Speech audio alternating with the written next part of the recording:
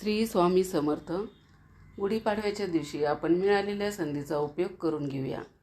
ध्येयाच्या दृष्टीने वाटचाल करताना प्रत्येक क्षणी त्या दृष्टीने समर्थपणे पाऊल टाकणे म्हणजे प्रतिपदा. हिंदू नवीन वर्षाची सुरुवात गुढीपाडव्यापासून होते.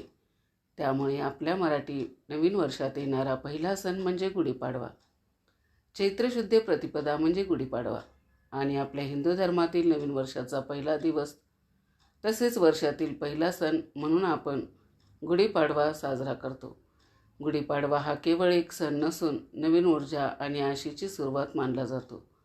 कारण गुढीपाडव्याच्या दिवशी सूर्याची किरणे पृथ्वीवर नवी ऊर्जा आणि उत्साह पसरवतात. दारी उभारलेली गुढी हे विजय, समृद्धी आणि मांगल्याचे प्रतीक असते. तसेच हा सण आपल्या जीवनामध्ये सुख समृद्धी घेऊन येतो आणि सर्वात महत्त्वाचं म्हणजे गुढीपाडवा हा 3.5 मुहूर्तापैकी एक मुहूर्त असल्याने हा दिवस संपूर्ण अतिशय शुभ मानला जातो. या दिवशी जर तुम्हाला एखादे चांगले कार्य करायचे असेल तरी त्यासाठी कोणत्याही मुहूर्त पाहण्याची गरज नाही.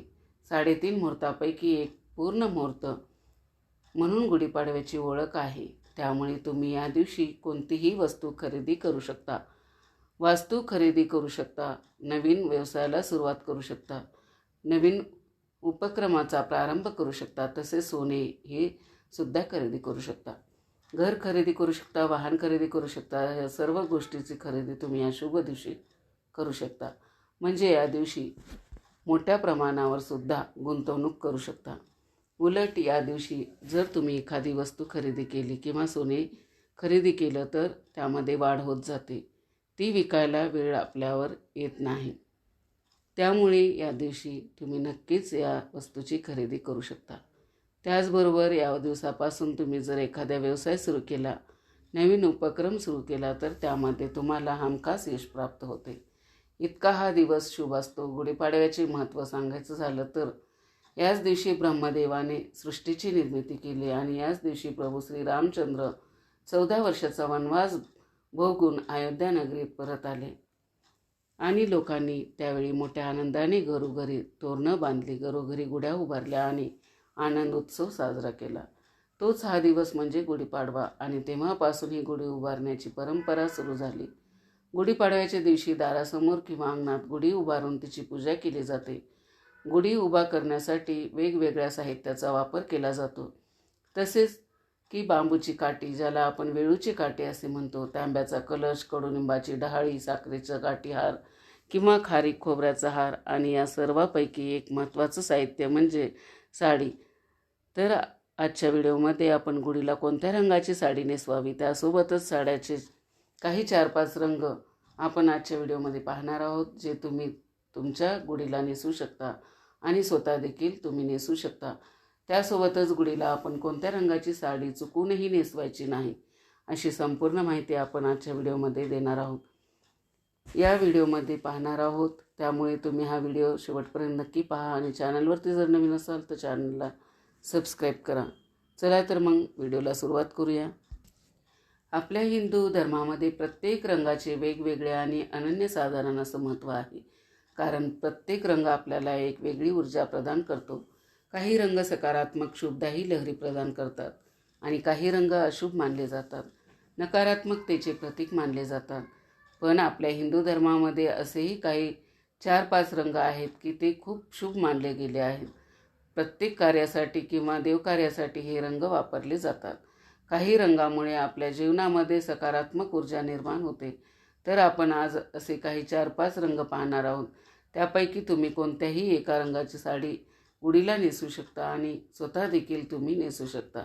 तसेच अनेकाच्या मनामध्ये असाही प्रश्न येतो की गुढीसाठी साडी नवीनच आणावी का?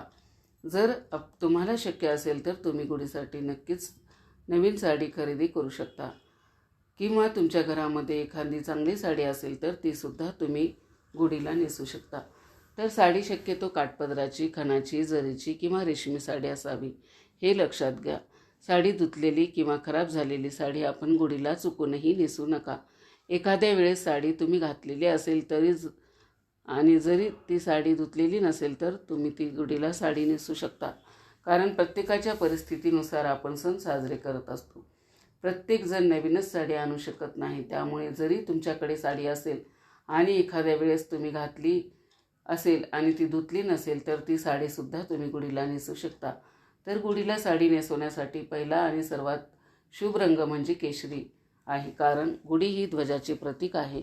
आपण सर्वजण म्हणतो की गुढी म्हणजे ब्रह्मध्वज आहे. त्यामुळे केशरी रंगाची साडी जर तुमच्याकडे असेल, त्यामध्ये रेशमी काठपदराची किंवा खणाची अशा प्रकारची तुमच्याकडे साडी असेल तर तुम्ही ती साडीसुद्धा गुढीला नेसू शकता. केशरी रंग हा खूप शुभ रंग आहे. केशरी रंगामध्ये सकारात्मक ऊर्जा प्रवाहित होते असते. त्यासोबतच केशरी रंग हा सूर्योदय आणि सूर्यास्ताचा रंग आहे. हा रंग शुद्धता आणि सेवेचे प्रतीक आहे. केशरी रंग दैवी शक्ती प्रतिनिधित्व करतो. आपण केशरी रंग शौर्य, बलिदान आणि वीरता याचे प्रतीक आहे. हा रंग आपल्या संस्कृती आणि धर्माच्या शाश्वतेचे प्रतीक मानला गेला आहे. याशिवाय आपल्या ज्ञान परंपरेतही ही अग्नीला खूप महत्त्वाचे स्थान आहे. जी अग्नी अंधकार आणि वाईटाचा नाश करते, त्यामध्ये लाल, पिवळा, भगवा रंग दिसतो, जो अंधारातून प्रकाशाकडे मार्ग दाखवतो. अशा प्रकारे या केशरी रंगाचे महत्त्व पाहता तुम्ही गुढीला केशरी रंगाची साडी अवश्य नेसू शकता. हा रंग पाहिल्याने तुम्हाला नक्कीच सकारात्मक ऊर्जा आणि आनंद मिळेल. यानंतरचा दुसरा शुभ रंग सांगायचा झाला तर लाल रंग. लाल रंगसुद्धा आपल्या हिंदू धर्मामध्ये अतिशय शुभ मानला जातो. आपण कोणतीही पूजा मांडताना किंवा रोजची देवाची पूजा करताना शक्यतो लाल रंगाचे वस्त्र वापरतो, कारण माता लक्ष्मीला लाल रंग अतिशय प्रिय आहे. तसेच आपल्या सौभाग्यामधील कुंकू हे सुद्धा लाल रंगाचं असतं. हिंदू धर्मानुसार लाल रंग उत्साह, सौभाग्य, उमंग, ध्येय आणि नवीन जीवनाचे प्रतीक आहे. तसेच माता लक्ष्मीला सुद्धा लाल रंगाची फुले अतिशय प्रिय आहेत. त्यामुळे देवकार्यासाठी वापरला जाणारा तसेच देवांना प्रिय असणारा लाल रंग तुम्ही गुढीसाठी नक्कीच वापरू शकता. गुढीला लाल रंगाची साडीसुद्धा अवश्य नेसू शकता. यानंतरचा तिसरा रंग म्हणजे पिवळा रंग. पिवळा रंगसुद्धा अतिशय शुभ आहे. आपल्या सौभाग्यामधील दुसरी आणि सर्वात महत्त्वाची वस्तू म्हणजे हळद. हळदीशिवाय कोणतीही पूजा अपूर्ण आहे.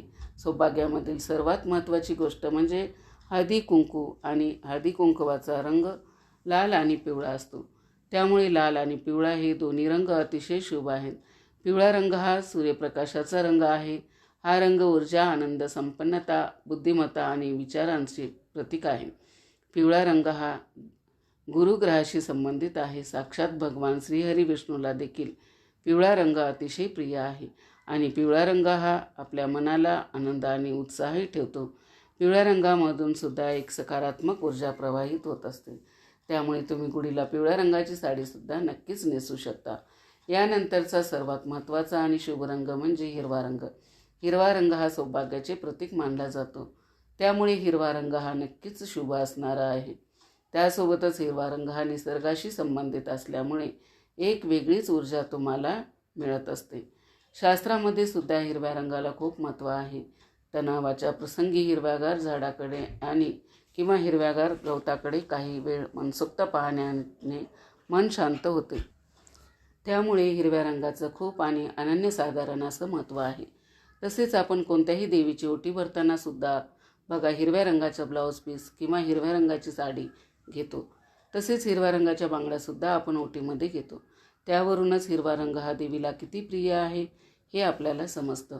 हिरवा रंग हा समृद्धीचे, शांततेचे, सौभाग्याचे, आरोग्याचे आणि विकासाचे प्रतीक आहे.